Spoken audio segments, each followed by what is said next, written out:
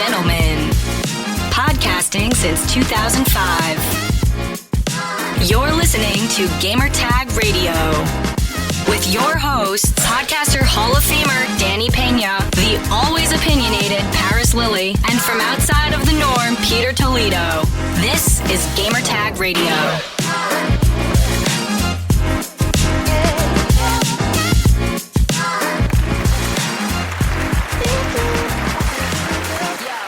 Welcome to Gamertag Radio, episode 1262. This is your host, Danny Peña, and this is a special podcast episode here on GTR. Thank you for listening.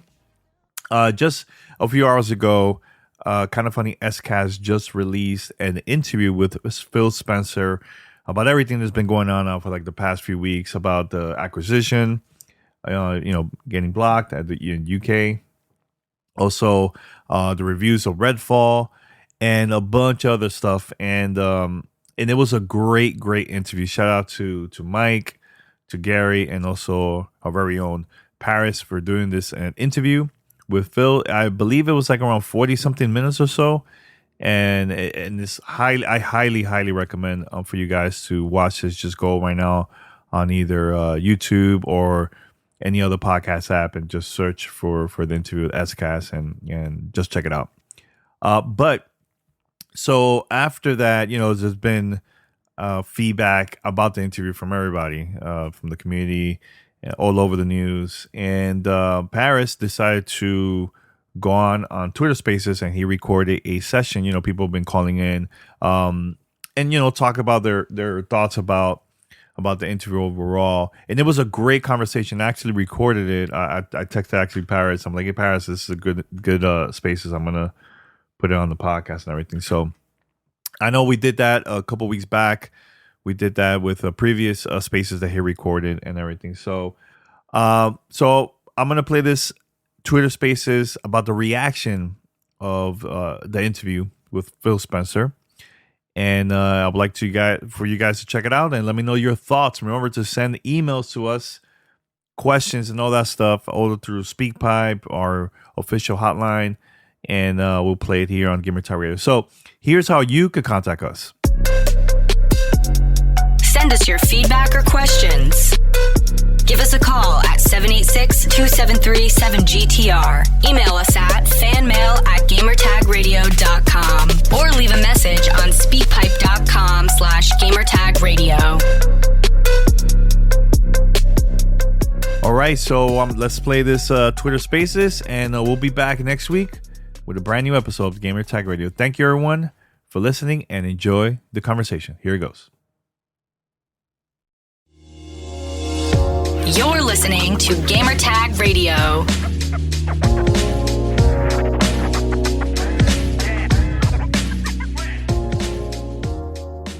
Can you guys hear me? Yeah, I hear you now. Yeah, first off, I want to say you guys did a good interview, man. You asked the tough questions. I personally felt like when he was talking about the whole. Sorry, I have to go outside. I personally felt like when he was talking about, because I see a lot of people on Twitter commenting on like, you can't make good games, you can't get ahead, and I want you to clarify what you think he meant, because I personally feel like he meant, look, we got a lot more to do than just make games, and this industry is more than just making good games. Obviously, making good games is the majority of that hill, but I want you to clarify what you think he meant by that. Yeah, as I was just saying to the previous gentleman, I saw it more as, look, Starfield could be a 25 out of 10. It could be the greatest game of all time, but Starfield on its own is not going to magically flip the quote unquote hardware console war, whatever you want to call it, right? To all of a sudden now Xbox is on par with what PlayStation is doing from hardware sales. I took it as it is going to take them a long time to make up for the mistakes of the last generation. And the only way you're going to do that is create quality games consistently. Because again, bringing PlayStation back into this, and I say this all the time, PlayStation, in my personal opinion, has been pretty consistent with their library since about 2014. Whether you like them, the games that come out or not, they make good quality AAA experiences that obviously they're the leaders in the clubhouse, and they have been for a while. And because Xbox has not been able to replicate that the last generation, you can't magically walk into this one and expect, all right, well, and it's the thing that I even said to him, you announced all these games in 2020. Great. Again, I'm going to just be raw again. What are they? Right? Where are they? Yeah. And that's the point. And my second part that I really want to do you feel like he kind of hyped up Starfield even more? Because I feel like he put a lot of emphasis behind look, we understand Redfall definitely wasn't what everyone expected. It was underperforming in a lot of areas. And he referred to maybe we should have been more in that studio, because it sounded like they were putting a lot of their candy in the Starfield basket. Well, it's funny because, again, we didn't have enough time. I had, even after he was talking about that, I made a note. I was going to bring up Starfield, and I don't know if Snowbike Mike is still in here. Snowbike Mike even brought up Starfield very toward the end, but it was so quick we couldn't elaborate on it. Yeah, you only got a certain amount of time to talk to these people. I don't know if because again, you don't want to publicly put a bunch of pressure on one particular game or one studio. But the reality of it is there is a lot of pressure on Starfield now. There just is. There's no way around that. There 100% is a lot of pressure on Starfield. And I thought it was interesting as he was talking about Redfall and just the struggles that Arcane had, during the quality control process. He mentioned, oh, no.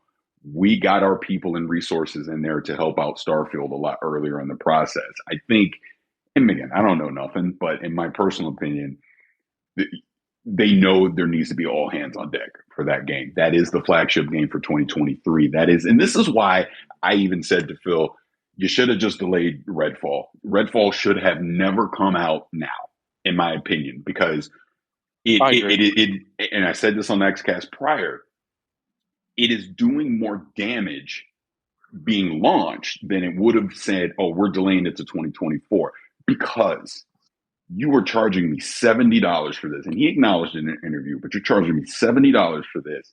And this is your first salvo into, this is our next gen only. There's no Xbox One ties. This is a Series X/S only game. And you're charging me $70 for it. And you launched it in this state. I thought it was, and I know I'm tangent a little bit, but I thought it was good that Gary followed up on that, saying, hey, you didn't catch this during your internal processes. That's not good.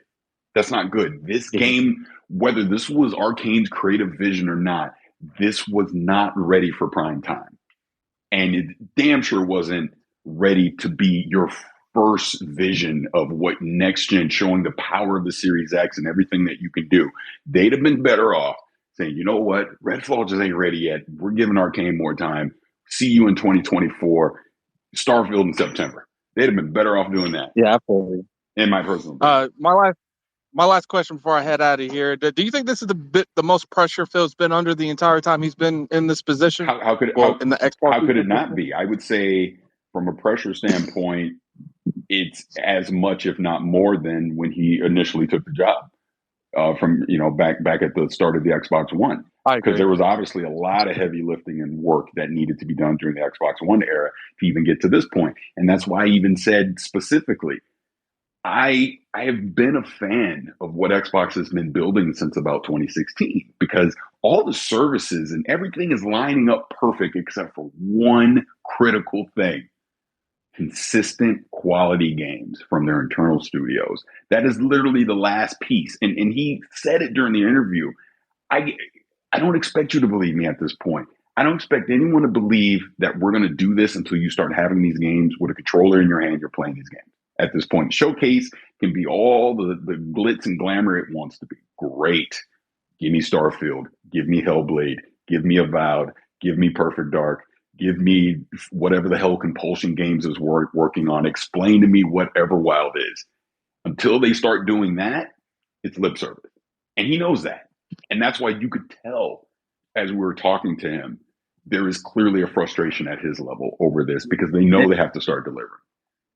Yeah, I don't know if you caught it, which I'm sure you did, when he was talking about games coming out soon. Hellblade was part of that conversation. Yeah, it was. And I've thought for the longest that Hellblade would be the end of this year, because again, think about it.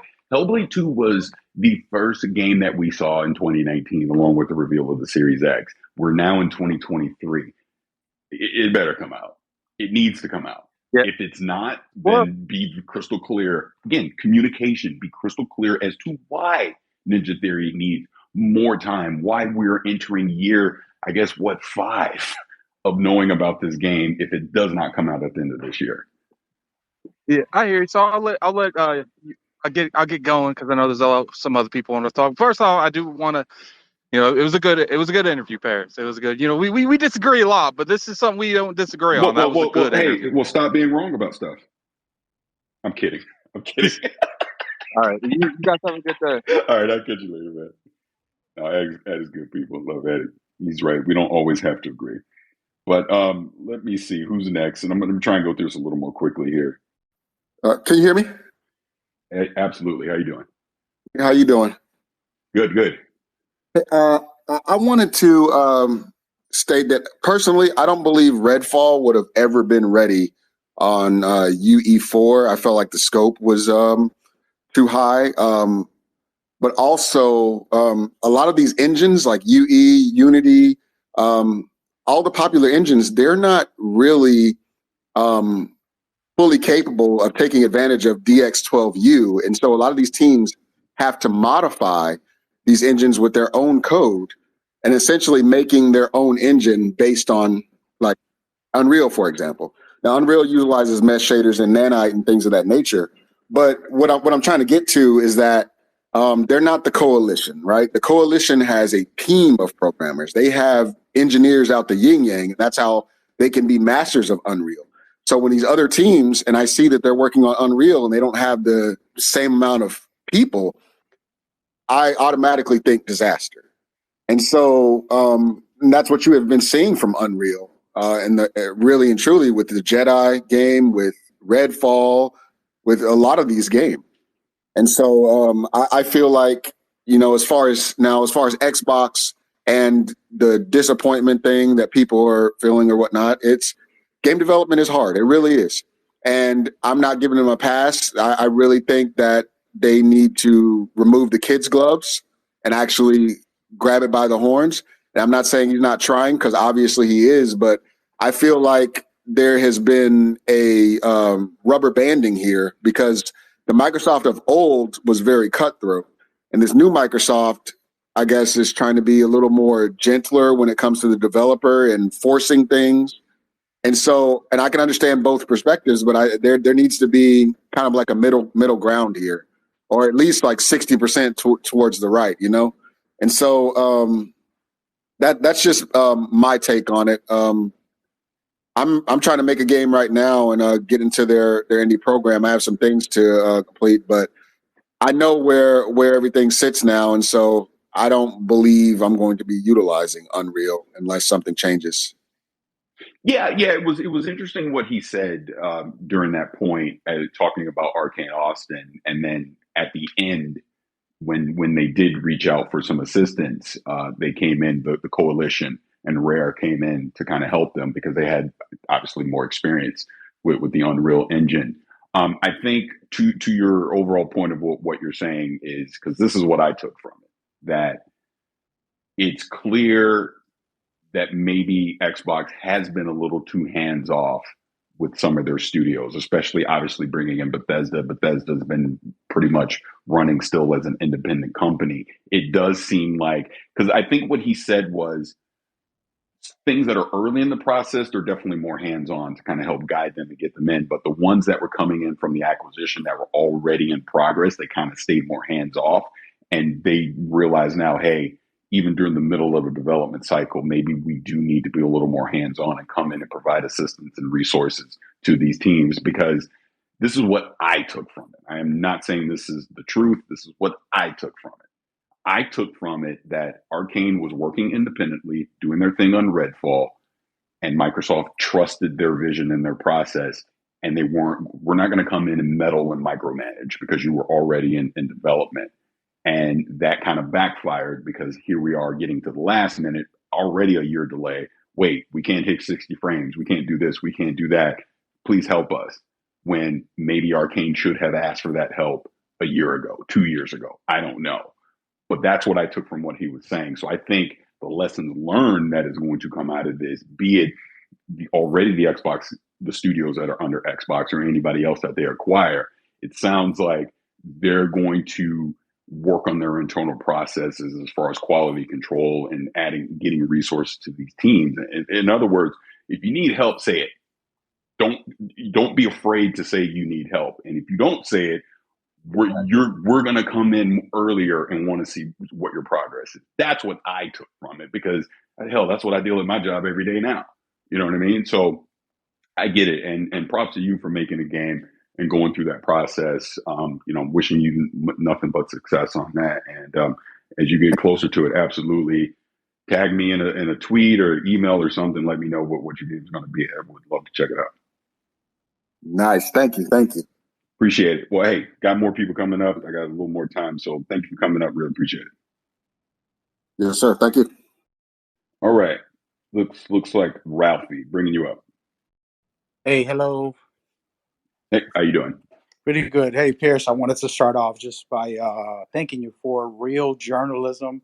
And, we got content creators just spilling out all types of madness and not really being journalists. And today was one of those days that we got, content creators actually providing journalism, hard questions. This is tough, but it's necessary. So I just wanted to give you your props and thanks, by the way. No, appreciate that. And I will say, to your point, because as far as other creators and things, I'm not here to say what anyone else is doing or how they handle their content or what they say. The only thing that I can do is be true to who I am. And I would hope that people will see that it's a thing of, we weren't going into that interview of, hey, let's get Phil in a gotcha moment or let's do some silly stuff like that. It was, let's have honest questions about what's going on. And that's why I even said, I'm talking to you from a personal standpoint when it comes to some of the frustrations that the community has, because I have them too. Right. And whenever I go into an interview, I want to know stuff. So I'm going to ask the stuff that I want to know. You know what I mean? So it wasn't a thing of trying to put Phil in a bad light or put Xbox in a bad light. It was, hey, it is what it is. Right, let's talk about what's going on. Let's talk about what has happened over the past few years. And, what are the solutions going to be? Because I always try to come from it of a standpoint. If I'm going to criticize something, then provide a solution at the same time. So, I appreciate his candor. I appreciate his transparency in that. I know people's mileage will vary on what he said, but it was good. If anything, it was good to talk about this stuff now, because we'll probably talk about it for the next couple weeks. Then let's get to the showcase. Let's see what they got. True. We can judge accordingly from there. Yeah, go for it. I got a question, because see, the thing is, for me, I'm an older folk, plus 40, but me too. Xbox has been around forever, and yeah, it's been great when it came out. It sparked. You got Nintendo, you got Sony. Sure, they're great, but an extra new competitor as a consumer, it's we get to choose what we want to enjoy. And so my question has to do with, because my faith is gone right now. Like, I'm holding on to just listening to these interviews and hoping that something can, spark my Xbox love again the way I used to have it. So I just wonder, on your side of things, outside of content creating, what is it as a fan that keeps you with Xbox and that loyalty? Because it's just been something I've been kind of thinking about, just the community and how they're, I wouldn't want to say manipulated, but the narratives that they create on their own sometimes are delusional. And it's a little bit like, hey, let's be realistic about what's actually happening. And then when I see people that are holding on and keeping their faith, I'm like, all right, what is it that keeps them? So that's my question for you. So, and I'll be happy to answer that. So I'd been saying this back in 2022, said it on Xcast on multiple occasions, that 2023 was going to be a reckoning for Xbox, that there's no more excuses after 2023. You have to start delivering quality, consistent experiences. That's pretty much what Phil was saying on the interview yesterday.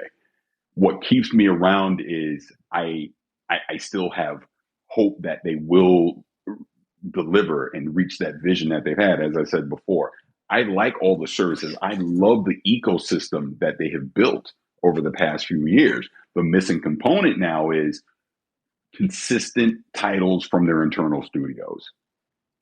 It has to be this year, because who as a fan, I know the most diehard Xbox fan, and I'm talking doomsday scenario here, right? Let's say Starfield it comes in bad. Let's say Hellblade 2 is not good. They delay Forza again or something, right? And then we basically repeat what we just did in 2022. But now you've actually shipped a couple games and you've shipped them in a bad way. Redfall, as I said before, in my opinion, Redfall has done more damage to their reputation by shipping than it would have if they delayed it further. I agree. In my opinion. So look, this is just the truth of the matter. That showcase better be popping. It better be good. And when I say good, in the short term, you're showing me gameplay with release dates. And in the long term, you do show more surprises. You do give me more. You look, and I use this as an example. What the hell is Everwild? Explain it. Tell me what that game is, right? Show me Joanna Dark. Show me some Fable. Show me Avowed. Surprise me with what the hell In Exile is working on, right?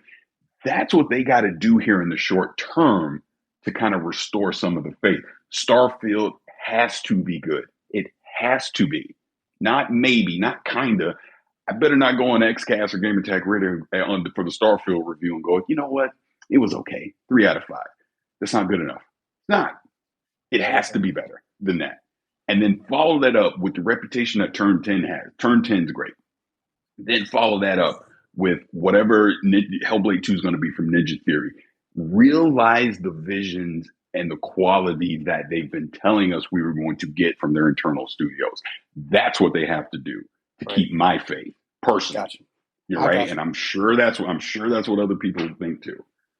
Appreciate it, man. Yo, have a good one, bro. I just want to send you love for the, like I said, true journalism today. It's important that we keep that integrity to, open up discussions and kind of investigate what we need for the community, So, no, appreciate it. Yeah, appreciate you coming up. Thank you for the question. Take care, brother. Yeah, you too. Have a good day. And Phoenix, I see you and bringing you up. And you're there. How you doing, man? Hey, I'm good. So I'm currently at the tail end of it. First off, I want to give you, Mike, Gary, favorite crew. Hey, can I cut you off? Can I cut you off? Why don't you talk to me like you talk to me in text messages? You'll be sounding all nice and professional. Talk to me. You normally talk to me. Currently, I'm at work. I'm an HR professional. But no, you guys did an amazing job so far. And I always say this. I see Mike down there. Mike, you're literally heaven sent on the podcast. But you guys did an amazing job. I think Phil did an amazing job answering the tough questions. It was a point where you wanted to be optimistic, and Phil's like, "Yeah, no, I'm not going to do that. We deserve what we're getting." And I think that's the importance in leadership. To me, I feel like Phil's a leader, and here's why I say that: you don't shy away from the mistakes. You take the hit on the chin, and now you have to deliver. And kind of like what you've been saying, and I won't beat a dead horse into the ground. When Game Showcase comes out, show us what we're going to be playing and commit what we're going to be playing in the next 12 months.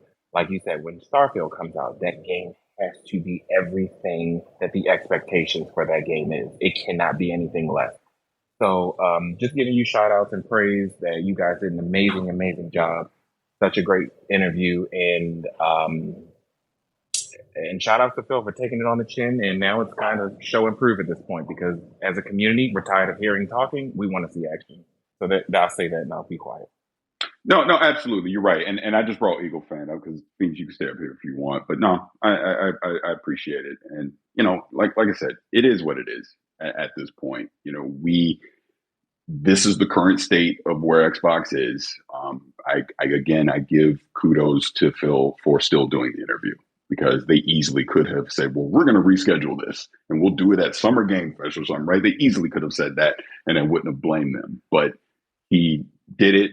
He addressed what we obviously asked, and that's all you can ask for. So Eagle fan, I know you're up here. How you doing? How's it going, Paris? Good, good. Good. Hey, man. I gotta hand it to you guys. Like you said, like everybody said, I really didn't expect that kind of interview, and I really do appreciate Phil, going up there and answering the questions, the very tough questions. A lot of stuff, I've been thinking and even saying because I've been a huge Xbox supporter, and to say that a lot of us are disappointed would be an understatement. Putting out a game like that and some of the stuff.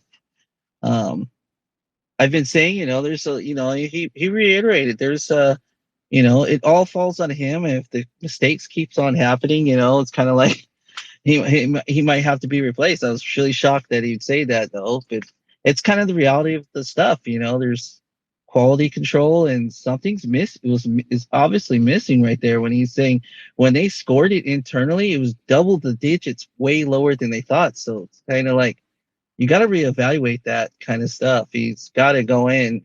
I know it's not all doesn't fall on him, but he's got to have the right people in place. And that's the biggest question I'm wondering. Does he have all those right people when he said those kind of things? It kind of makes you wondering that maybe he doesn't in a way he told us that. But everything that he said, is a lot of the stuff I was thinking, a lot of us has been thinking, a lot of us has been getting hit with. The only thing I disagree with him was, Xbox is in third place, and that's okay. But I still believe I felt how down he was. If he makes good games, it's still not gonna move the needle for him. They have to just make good games. Make good games. And, even if you're third place, if they make good games in third place, it just brings everything up. That's the only thing Xbox needs to do. Just start making good games on time, and especially what he was talking about when Matt Booty was talking about, can they release those AAA games every quarter? And that I'm glad he brought that up because that's one of the promises that they made. Just make good games. It brings everything up. We're all happy. If Xbox is doing great, it just brings up the gaming up. Because a lot of us have multiple systems. I just want to play always good games. I just prefer to play most of my games on my Xbox. But that's all I was looking for. I don't know what you had to say about that last part when you said about making good games. I felt how he was down and stuff. Yeah, I mean, again, not to repeat myself too much. I just think it comes down to your point. Just make great games. Make great games. Be consistent with it, and the chips will fall where they may, or whatever the hell the phrase is, right? Because at this point, but see, I think this is why he brought up. Look, we did such a bad job the last generation to kick off the Xbox One generation that we allowed our competition to just run away with it. And you can't flip a switch overnight to magically catch up, no matter the quality of your games. But here's the truth of the matter. You damn sure ain't catching up putting out things like Redfall. That's just the truth. No. You have to put out quality titles. You have to have solid hardware. You have to build out great services around them. In other words, your ecosystem needs to be rock solid. And the thing that I see with their ecosystem right now is the lack of games from their internal studios. And this has to be the year. You heard Phil say it himself. I didn't say it. He said it. I'm tired of talking about COVID being an excuse for this. As far as what there has to be a frustration level at leadership about what's going on. And yeah, there were delays and everything, but we're at the point now. And let me be crystal clear on this. Every developer that makes a game wants to make the best game they possibly can. No ifs, ands, or buts about it. So that's not the excuse. It's about giving those same developers the proper tools, resources, and support that they need to reach their creative vision. Because that's the other thing he was trying to explain to the Redfall thing of, look, everybody has their own creative vision on what they want to make, right? It is our job to help them get to that vision. At that point, the game is what the game is. But we can't have all these technical issues and bugs and crashes and missing features that are supposed to be in the game. That can't happen. They have to, again, let's just bring Redfall. Let's just talk about Redfall for just a second. Redfall, no matter what Arcane Austin's vision was, it is Xbox and Bethesda's job to make sure from a technical standpoint, it is running at 60 frames per second. It is their job to make sure it's not crashing and not having all these glitchy bugs in it. Let the game be able to speak for itself. And unfortunately, the game, obviously we know the game, it does not live up to what our standards wants it to be, but there's also a technical and a quality control aspect to this that doesn't live up to it either. So again, that's what he said. The communication broke down. Yeah. Somewhere last spring he said, because they have it was Unreal Engine 4. They had the teams there. So somewhere communication broke down where last spring that they needed to start some of these things that they could have brung in some of those extra resources from Compulsion, all Rare. He was talking about these teams. Like it seems like not Compulsion. I'm sorry, Coalition. It seems like Coalition's like their emergency team all the time. Yeah, but I think it was more specific with the Coalition on this one because they obviously have a lot of experience with Unreal. No, so what I was saying, those teams were there, and it sounds like Coalition is always that emergency team that can help a lot of people, and that communication was missed, and that's for having the right people in the right place. I don't know, and that's the biggest evaluation he's got to look at. Does he have the right people in the right place? Marketing, everything. Agreed. It's a look at your internal processes and making sure you have the right people in place to execute on them. I mean, it's really that simple. But hey, Eagle, I appreciate you coming up. I see a ton of people that want to come up, so I'm gonna try and cycle through this really quick because I'm only going to be on 4 minutes. But I appreciate it. You have a good rest of the day. Thanks. All right. Sorry about that little technical difficulty. This looks like Kevin. Going to bring you up, and just a warning, I want to try and go through these quickly. So I'm going to try and keep it brief. It's down to one question because a ton of people are coming up. But how are you doing? Hello? Sorry. Yeah, there you go. How you doing? My bad. Sorry about that. Was good, Paris. I just got finished watching the podcast while I was at work. First and foremost, really cool to see Kind of Funny be at the center of something like this in this industry. Like something just so big and so monumental, right? So it's really cool to see that as a longtime Kind of Funny best friend. Shout out to everyone here that's on Kind of Funny in the chat. But I do just want to ask you personally, from your perspective, after conducting that interview, were there two things that A, was something that you were a little bit kind of cut up on and concerned that, you wanted to follow back on but didn't have the time to do so, and you'd like to hear on this discussion? That's one side of it. And the other side of it was going to be, what was something that was said from Phil Spencer that you think really was something that you wanted to hear and something that you really enjoyed from the interview? So basically, what was something that you weren't, that you wanted to follow up on, that you kind of questioned from what he said? And what was something that you were really glad to hear from that interview? Yeah, good question on both. I think something that he touched on that I was glad to hear was it not being acceptable, the current state of them delivering games. Like he was, I was trying to be more, positive about it and frame things and not in an attacking way. And then he would clarify, no. 2022 wasn't good enough, right? He's saying that. So it was good to hear him be definitive in that way. Stuff that I wanted to follow up on, like I was even saying, obviously what a lot of people have already brought up is just his comments about, the having great games not being good enough. What do you mean specifically about that? I've speculated on what I think he means, but it'd be nice to hear a follow up on that. Things that we didn't get to that I wanted to talk about was I had scribbled a note down. I wanted to talk a little bit more about Starfield and its importance to what they're doing. We didn't get into the conversation about, there's been a lot of people in the community, and I think Mike touched on it a little bit, but there's been people in the community that feel like the console is now your second-class citizen for Xbox, or the console is no longer a priority. I wanted to kind of jump into that a little more, as well as talk about some of the struggles they're having with hardware shortages for a Series X. The fact that here we are in 2023 and I still can't walk into Best Buy and go pick up a Series X. That's a problem. Also with the custom SSD, great idea in 2020. Oh yeah, this is cool. Costs too much. It costs too much. And I think at this point now we have Seagate and Western Digital that are making them.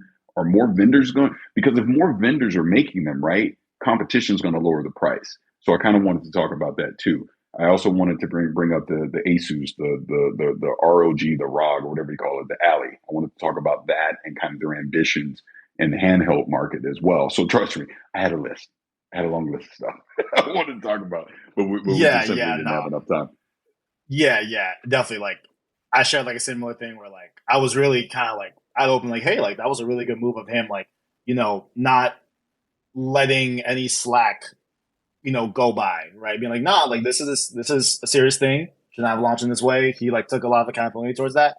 I thought that was really cool from that standpoint as well.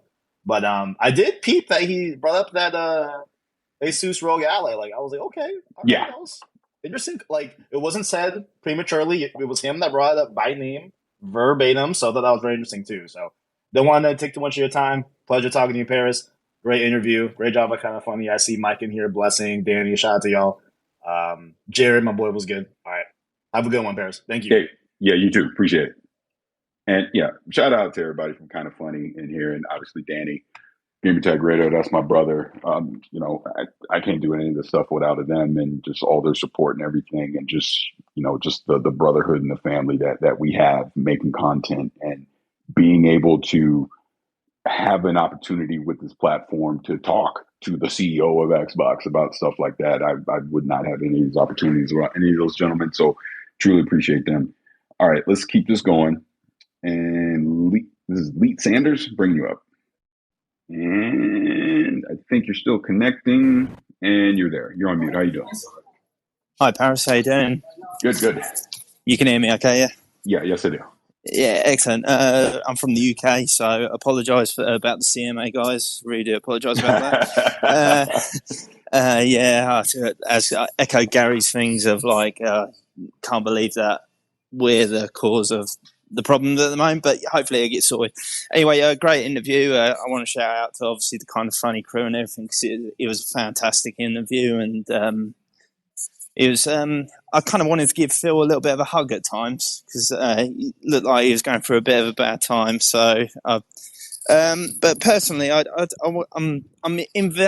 invested in the ecosystem of Xbox. I've got hundreds of games, like all of us. Spent a lot of money, so I've got no option of, I'm just going to go to the PlayStation, or I'm going to go and spend money over there. So I kind of want to touch on the 12-month thing that you brought up, and it was great to kind of get his thoughts on, obviously that didn't go well, and why it, is probably out of their control and stuff.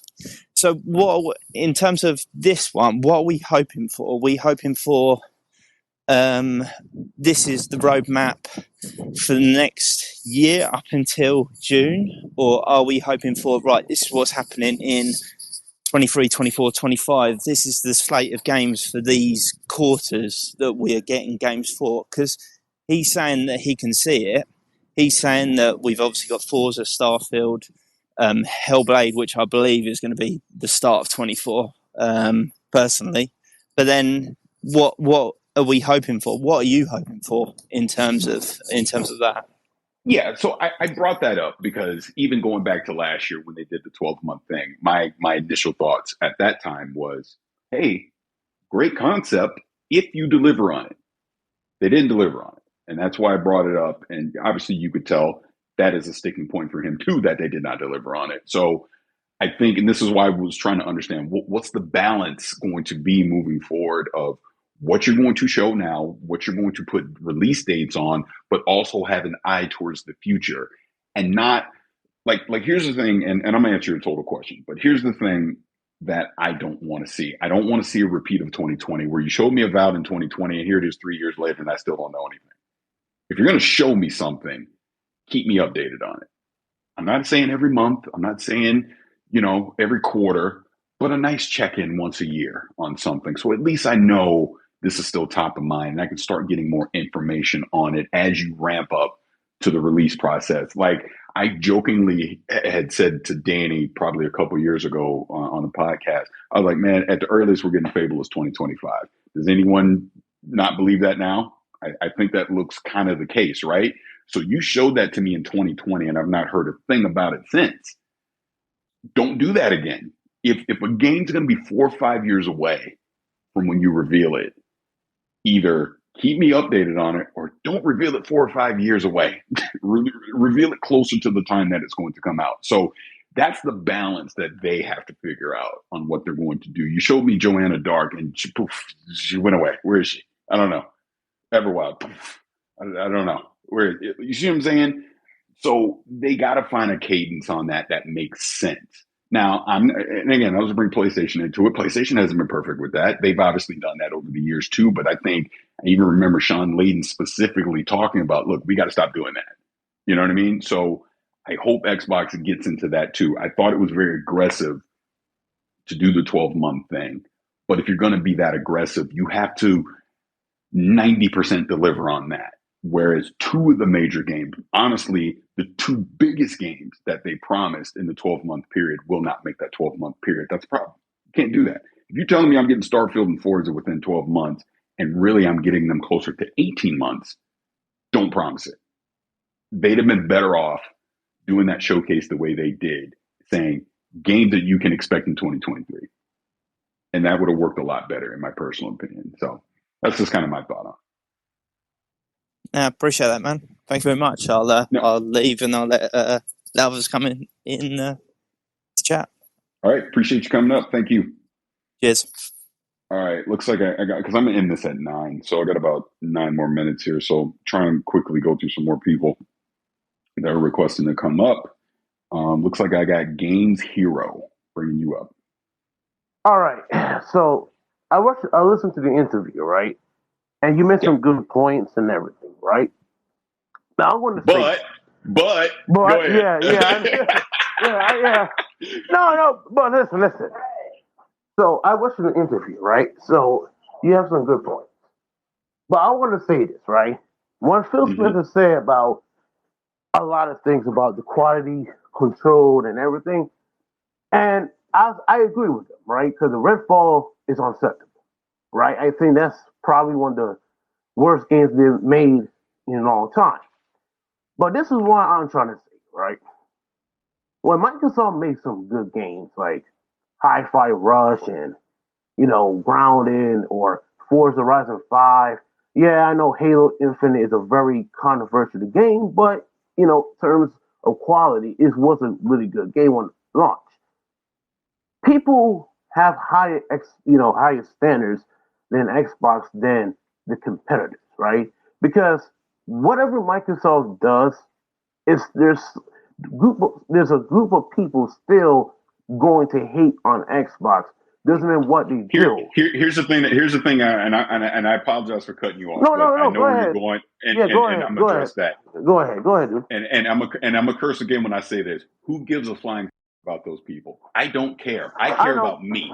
I care about what I want to play. Let me finish. Yeah. I care about what you enjoy and what you want to play. I don't care about what other people think or people that are on the internet that are just like, there are people celebrating this feel like the demise of Xbox and Redfall being bad. They love it because it's their stupid competition. I don't care about any of that.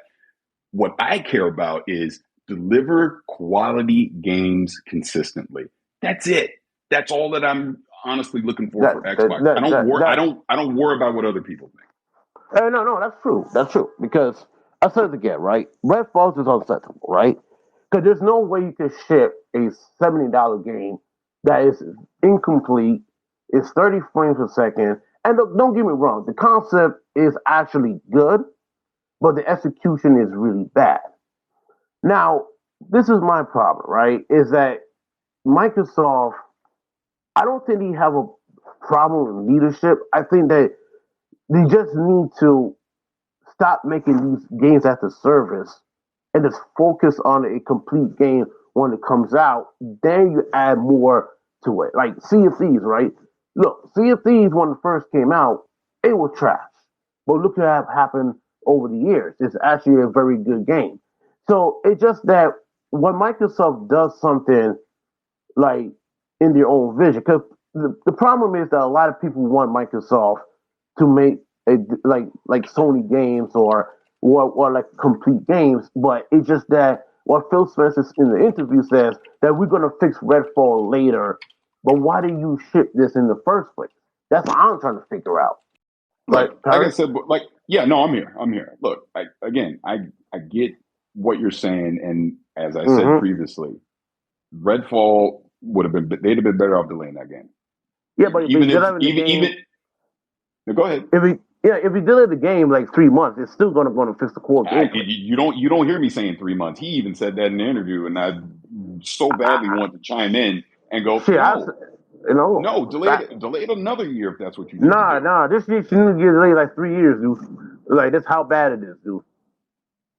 Because whatever the time frame. My point on it is this, and I do have to move on because I only got a few more minutes. My point is this: do not release games that are feature incomplete or that are basically in a broken state. If they need, and then this is the real world, there's business, there's a lot of money at stake. I understand all of that, but let's take it to Cyberpunk as an example. It is crystal clear that game needed another 12 to 18 months before it came out.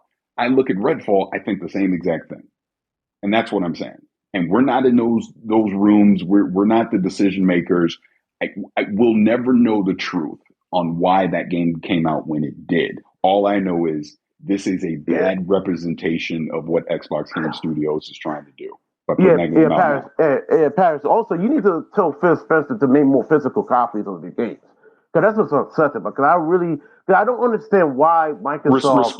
Respectfully, that is not something I'm going to say to Phil Spencer because we're in it because your physical disc is nothing but a digital copy that is put on your hard drive anyways. So I'm the wrong person to talk about physical games because they don't exist. Because I really love physical copies because Nintendo and Sony does provide more physical copies. Because I'm a collector, so. It's unsusceptible because I really want a physical copy of Hi-Fi Rush and everything. Understood. I get that, but like I said, I'm definitely not the person to talk to them. Yeah. All right, man. All right, I appreciate it. Thank you. Appreciate it. You have a good day. All right, I am at the 2-minute mark here, so I'm going to bring up one more person, and then I'm going to be out of here. And Jason. I'm bringing you up. I see you on Twitter all the time. Bringing you up. And you should be there. How are you doing? Hey, Paris. How's it going? Just finished listening to the interview. Great job with the whole Xcast team. I'm going to be quick. I just want to reiterate on something that Gary had brought up that it's always bad to see when a game falters. And it's not like a bad sign just for Xbox, but it's a bad sign for PlayStation and Nintendo as well. Like, I don't want Redfall to be like the bad standard of not how to do a live service co-op game. Like the gold standard, you would say, is like Borderlands, and now the bad standard is Redfall, unfortunately. And I worry like what's going to happen with other studios. Like they're going to look at how Redfall came out and how they and like what PlayStation's got like all those live service games coming up. Like, are they going to sit back now and like take another look and like not repeat what Redfall did with its launch? You would hope so, right? But we've been repeating the cycle of lessons learned from various type of games over the past few years. Where we're like, well, hopefully we'll do that again, and then they do it again. So, as much as I hope this is the last time, I got a feeling it won't be. And I'm not even saying this necessarily from an Xbox standpoint. I'm just saying from an industry standpoint. We seem to keep repeating the same mistakes over and over. Maybe this becomes the final straw. I hope so. I genuinely, truly, honestly do hope so. But I'm not confident that that's going to be the case. Yeah.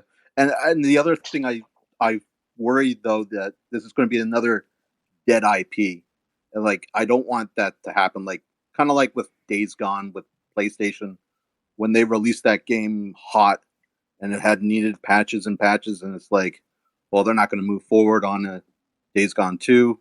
Like, I don't want Arcane to like abandon Redfall down the road and like say, oh, well, this has like the perception that, well, if they announce Redfall 2, like the Xbox community is going to be like, oh, well, show me what you have to prove, No, I get what you're saying, and that's just the thing. I don't know. I don't know. Like, it's just one of the things. I don't mean to put you on the spot. Yeah, no. I mean, it's fine. It's just a thing. I don't really have an answer to that other than I'm aligned with you on a lot of that stuff. It's just when I look at Redfall, and this is just me being brutally honest, I don't see a path to redemption today. But we're less than a week since this game is out. Hopefully that changes. As we sit here today, I know Phil said they're still going to be committed to it. And, Sea of Thieves is obviously a success story that they had. But man, would anybody, but like I said, we're less than a week out. But as we sit here today, would anybody be excited about a Redfall 2? Don't think so. With anybody looking at them coming out a year from now with this big update? I mean, it would take a complete overhaul of that game to get people excited about it. I just don't know. I just don't know if it's worth the effort to do so.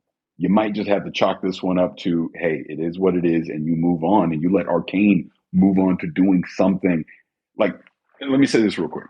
You let Arcane move on to doing something that they're good at, but at the same time, as even Phil said, you want these companies to take risk, or these developers to take risk and do things out of the box that they may not necessarily have done before.